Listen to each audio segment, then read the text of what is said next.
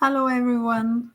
Today we have another new MiDiGo webinar, and today we host Lorenzo Leotardi. Lorenzo, welcome to our webinar session. Thank you very much, Professor Sunata. Thank you very much for inviting me to this webinar. Yeah, actually, I would like to introduce first about you. Lorenzo Leotardi actually was born in Rome and graduated in law. Especially, has experience as legal practitioners in different law firms, and then he decided to work as project officer for several civil society organizations. So, and also he especially interested in projects related to the protection of asylum seekers, refugees, and survivors of violence and torture, and especially unaccompanied minors. So, Lorenzo, at the end, I think that was the 2012. Lorenzo joined UNHCR Italy and representing the organization in Italian territorial commissions for the recognition of international protection. And since 2015, he has been working on resettlement and complementary pathways. So I'm very glad to listen your presentation now, and I can wait. I can give your floor to do your presentation. Thank you very much. Thank you very much. Welcome, everybody. Today we will speak with the subject that we choose to treat today is forced migration and legal access to the territory. That means the use of resettlement and the other complementary pathways as a tools for protecting refugees. As we know, let's start from the figures in order to have a clear picture of the phenomenon and to understand how those tools effectively impacts on the refugees protection and which are the gaps. As we can see, UNHCR estimates that in June 2022, the population under its mandate have reached the critical figure of more than 100 million, 104.5 million. This trend is dramatically increasing year by year, as you can see from 2012, where we have detected almost 40 million of persons under our mandate. Year by year, this trend increased, reaching in 2022 this very, very concerning figure. Out of them, most of them are internally displaced people, people who moved inside of their country of origin, maybe for war, that were forcibly displaced by war and by other natural disaster or social instability, but did not cross an international border. And those are the so-called internally displaced people that are anyhow under UNHCR mandate. The rest are, for the rest, we have 32 million people, out of them 26 refugees under UNHCR mandate, and almost 6 million of Palestinian refugees that are on UNRWA mandate. That is, UNRWA is another UN agency that is tasked to protect and support only Palestinian refugees. Almost 5 million are asylum seekers, and other 5 million persons are anyhow in need of international protection. Where is this population located? As we told, almost half of them are inside their country of origin, but the rest left their country and moved the nearest possible, we can say, according to the figures, because as we see, forcibly displaced people are located in countries close to crisis theaters at 69%, and 74 of them are hosted in low-income countries. As we can see, the country that is hosting the highest number of refugees is Turkey, with more than 3.5 million refugees, mainly Syrians. We know there is the long-standing crisis in Syria. Then we have the Colombia that is affected by the Venezuelan crisis. And then we have just two European countries that are in this ranking. There are Germany and Poland, that especially Poland has been affected by the Ukrainian crisis. So we know that most of the refugees and asylum seekers move the lessest possible in order to find a form of protection and security. Which are the solutions that UNHCR has elaborated during the years for refugees? There are three solutions. The local integration, so the possibility for refugees to have access to basic rights and protection in the country in which they seek asylum, the first asylum country, the so-called first asylum country. Voluntary repatriation, that is the possibility to go back to their country of origin if the condition allows them to do so in safety and dignity. And then resettlement, that is the possibility to move legally from a first asylum country to another country that will accept them on permanent basis. And then we will speak more in depth about this third solution.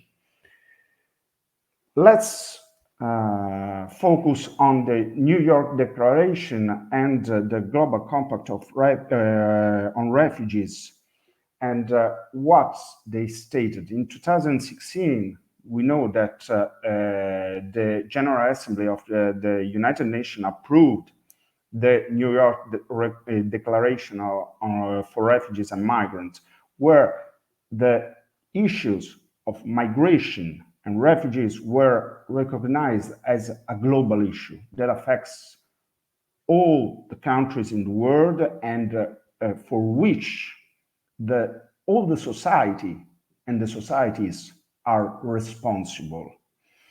In this declaration were reaffirmed the commitment and the obligation to protect refugees, to not detain children, asylum seekers, to support countries that are affected by massive fluxes, by other countries, by the international community, and also is reaffirmed the fact that not only the institutions are responsible to protect refugees, but the society in its entirety.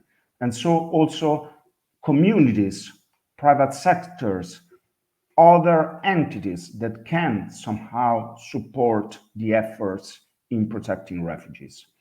As an instrument of the New York Declaration, we have the Global Compact on Refugees, and we will focus on some of the key statements of the coming from the Global Compact on Refugees, that are the need to ease the pressure on the countries of first asylum. As we saw in the previous slide, there are some countries that are most affected by crisis and are usually the countries that are nearby the crisis. Enhance refugees' self-reliance. It's important to help refugees to not be to be able to become as soon as possible self-reliant, to rebuild their lives and be part of the new community that is hosting them.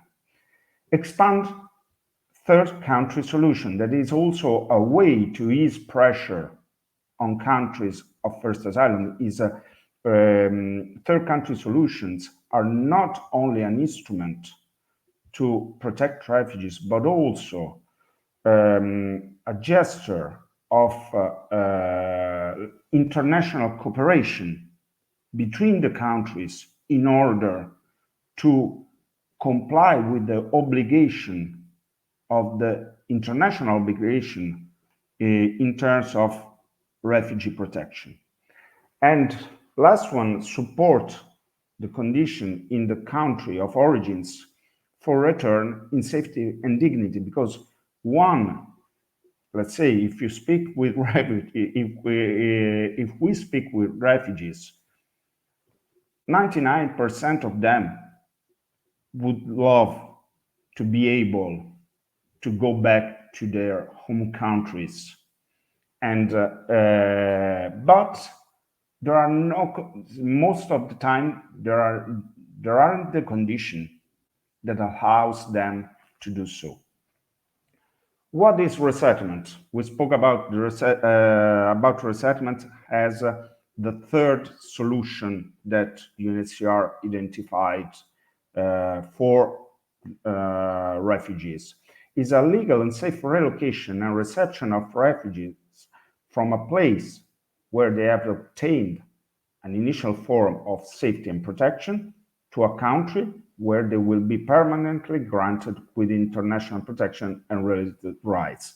This means that when refugees find themselves in a first asylum country where they have limited access to rights, to resources, to the possibility to accede to education, to the possibility to accede to the labor market, or to healthcare, and they cannot have a stable legal status that prevent them to feel safe and expose them also to possible refoulement or other kind of problems. UNHCR tries to identify those who are more in need to be transferred, resettled in a country where they can have permanent residence and access to all the rights that comes from their refugee status. Not all the refugees are, according to UNHCR, are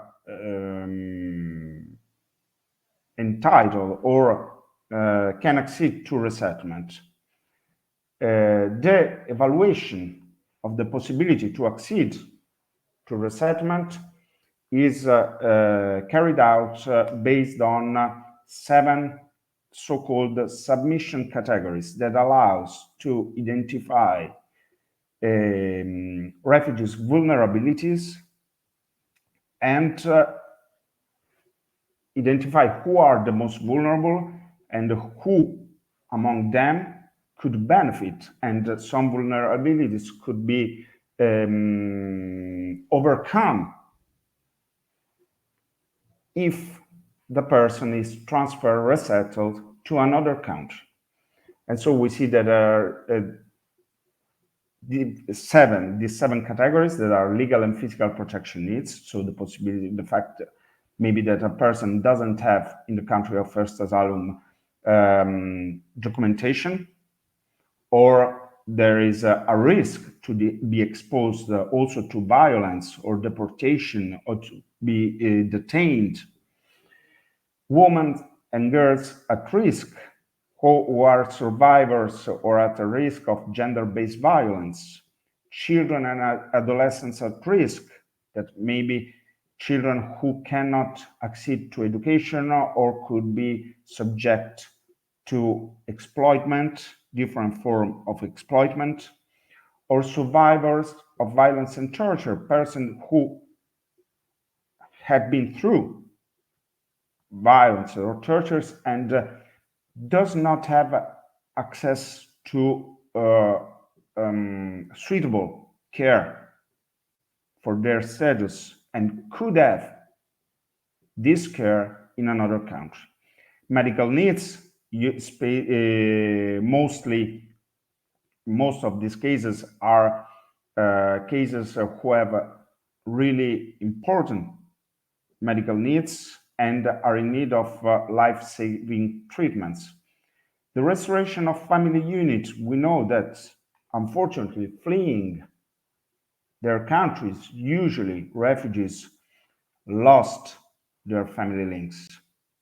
Okay, so through resettlement, there is the possibility to reunify families, and it's very important for them. It's easily understandable how important can be to be reunified with a brother, a sister, or parents, and so on and so forth. And the last submission category is a lack of foreseeable alternative durable solution that is usually used as a secondary category and is wider, as you see, and applies to several possibilities. We saw the figures about refugee population in the world, but as we said, not all refugees are deemed to be, let's say, eligible for resettlement, but the most vulnerable.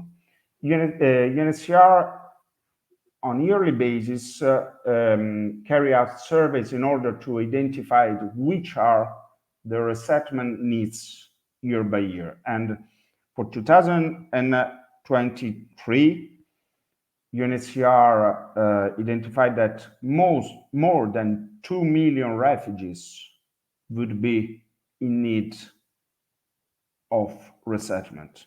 So they cannot, one way or another, they don't have the possibility to be self-reliant in the country in which they are, to enjoy all the rights that they should enjoy according to their status, to have access to the basic rights, and therefore, according to their vulnerabilities, they would be eligible to be resettled.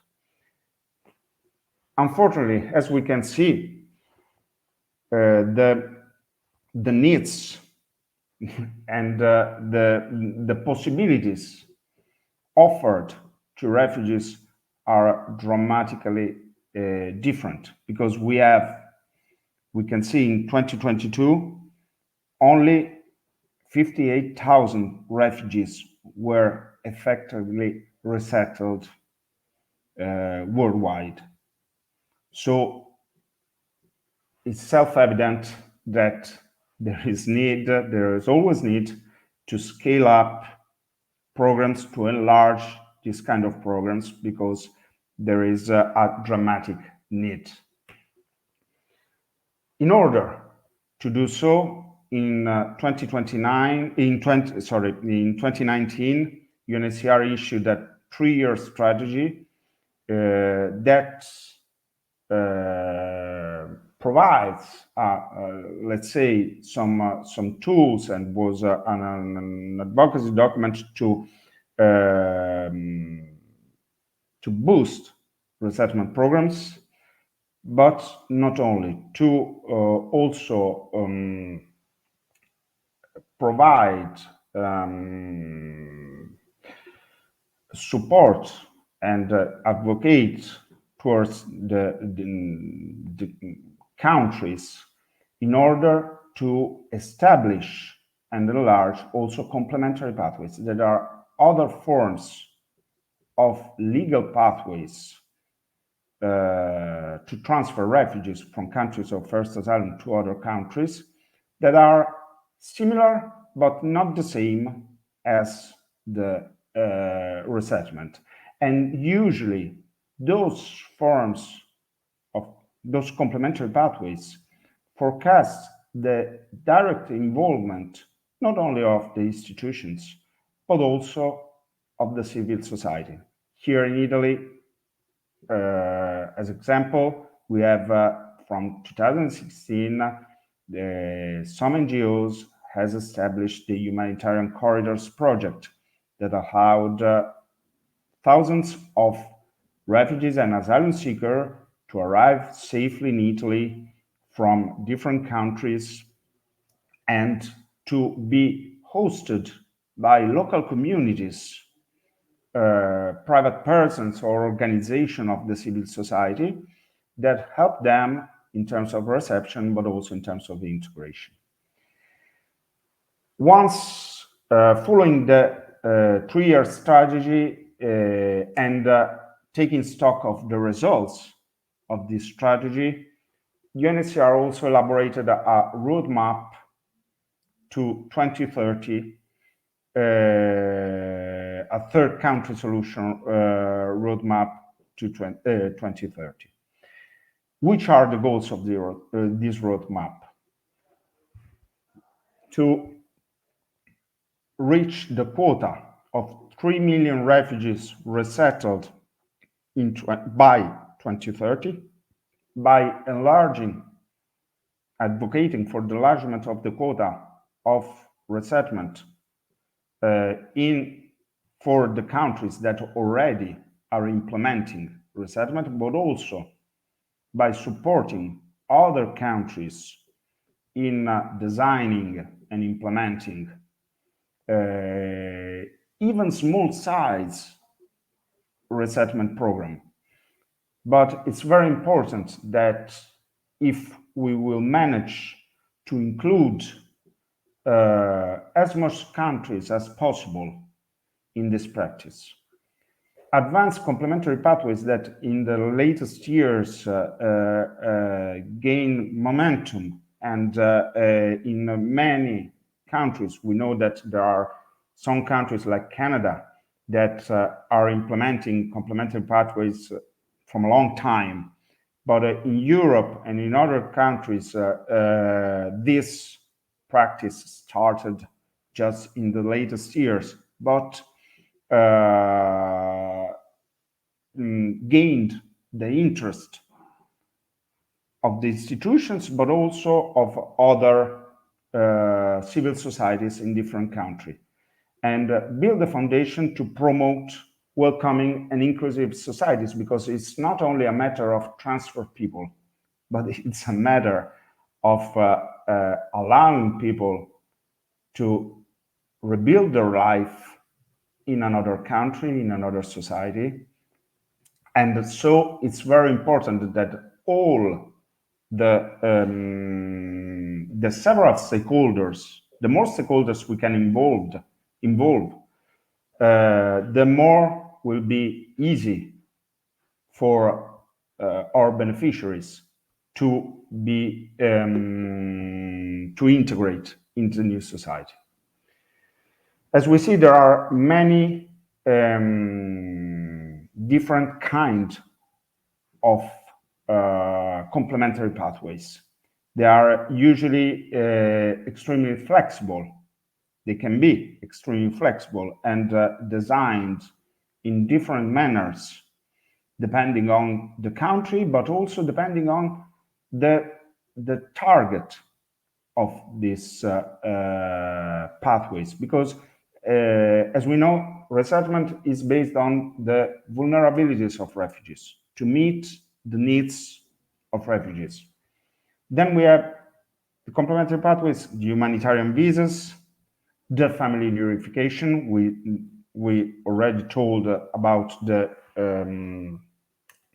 submission category within resettlement, but family reunification per se is an instrument of protection. We have program of humanitarian admission, but we have also education pathways to give a chance and to support refugees who have, let's say, we estimate that only the 5% of refugees have access to tertiary education versus the 34% of the people worldwide. So our goal also is to increase the possibility for refugees to accede to education, to give the possibility who have already a high education to keep on studying and completing their education. Also, employment opportunities to create channels, legal channels for skilled refugees to have the possibility to go to another country and work and find a job that is aligned with their education competencies. And also, and it's a win-win situation in this case, because the country that will host these refugees, if there is shortage of this kind of skilled persons, will acquire these skills and will benefit from the refugee skills.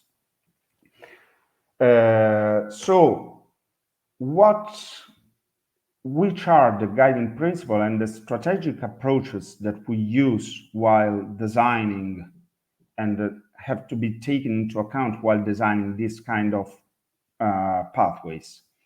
The additionality of complementary pathways. As we said, in our view, the resettlement is the core of the legal pathways, refugee protection of refugees. And these complementary pathways have to be protection oriented.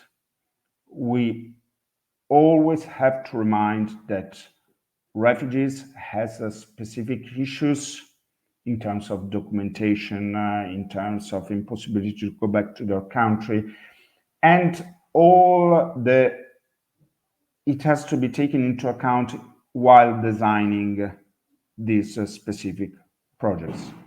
The family unit, it's very important that the family unit is also at the center of the designing of this project. We cannot cut ties, giving maybe the opportunity to one person and leaving the family in the country of first asylum, or not allowing, even at a certain stage, to accede to family reunification. And the building of and the designing of new complementary pathways happens by an activity of capacity building that have to be carried out in the hosting society, with the institutions and with the civil societies, but also an advocacy activity in order to help new countries that it's important to provide protection to refugees through those projects, but also that also the community that will host refugees might benefit from refugees' presence. A multi-stakeholder approach, as we said, it's very important to support refugees in their integration, that not only the institutions will be responsible for their integration and support, but that all the society at different level will be involved in this. And we saw and we are seeing that where all the community is somehow involved, refugees have an easier path to integration. It's more easy for them to be self-reliant, to be part of the society. And in designing this project, it's very important, and we reiterate always this message. It's very important to involve in the design, in the implementation, in the evaluation, in all the stages of this project, the participation of refugees. We try to create this project to support them, but it would be meaningless without their support, because they know what they need, and so it's very important to have their perspective, their point of view, their feedback, and their also ideas, to collect ideas from them on this, on how to better shape these programs. To give you an example of an innovative pathway in Italy, in 2019, we have launched with several stakeholders the Unicore project. Unicore means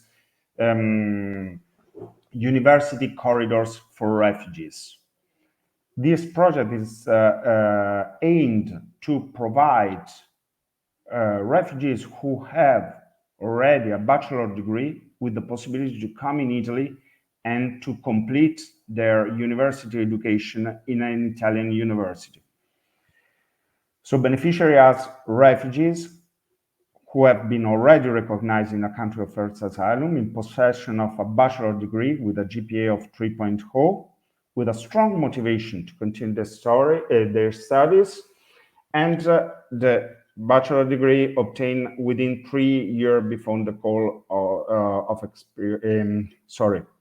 call expiration, because every year the universities issues public calls for scholarships that are only destined to refugees. Refugees who apply for this scholarship are screened by the universities only on the basis of their education and on their motivation to continue their studies.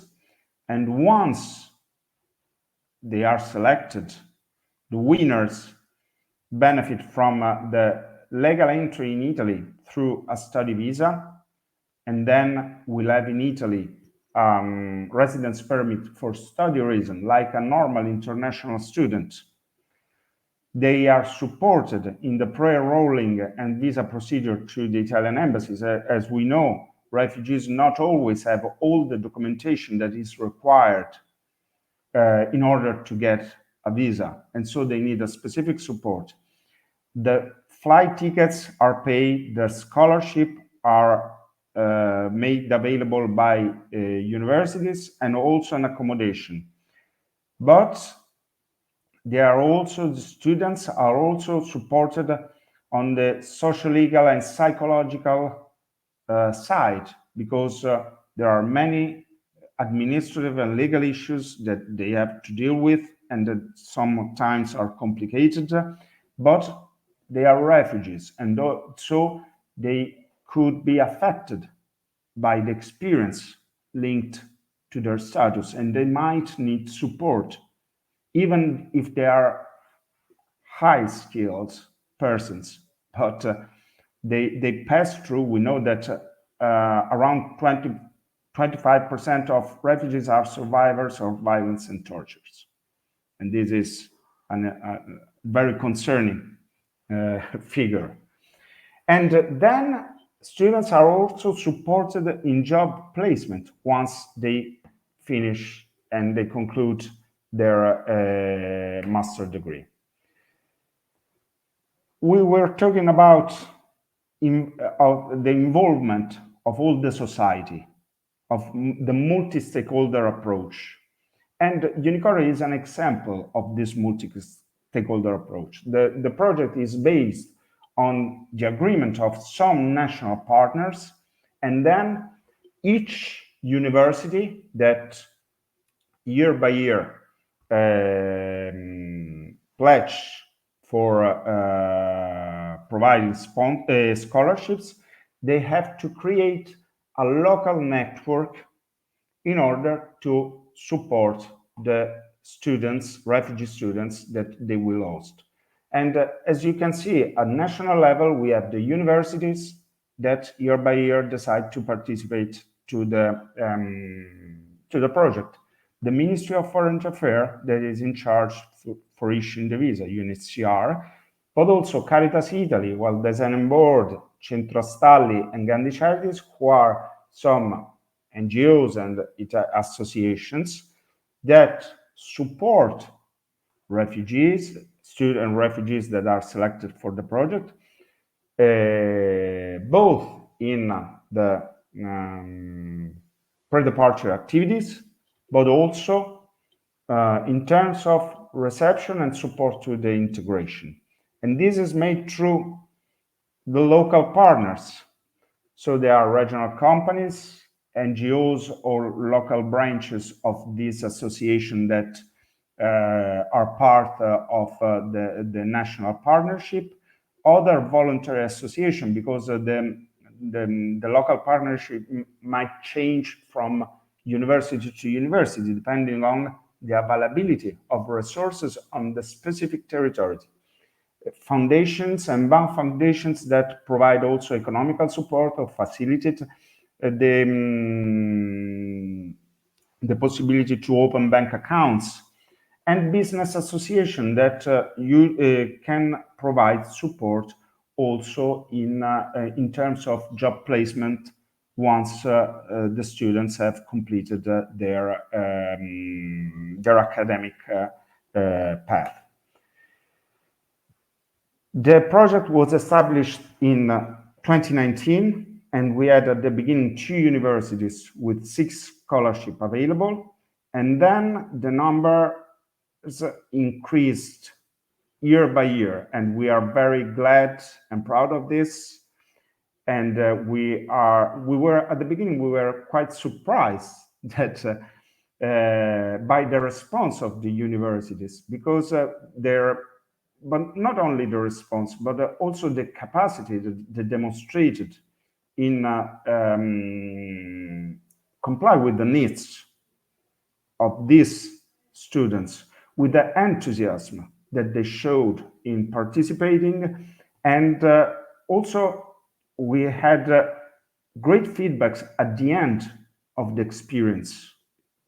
And we had students who graduated with excellent results and are starting their new life in Italy, finding job. You see the increase of the numbers. We arrived last year in 2022 having on board 33 universities with 71 scholarships made available. This year we have 34 universities and 58 scholarships available. More than 120 refugee students arrived in Italy this year, during these years, through the Unicore project. And we hope that in the future, more and more will be able to come.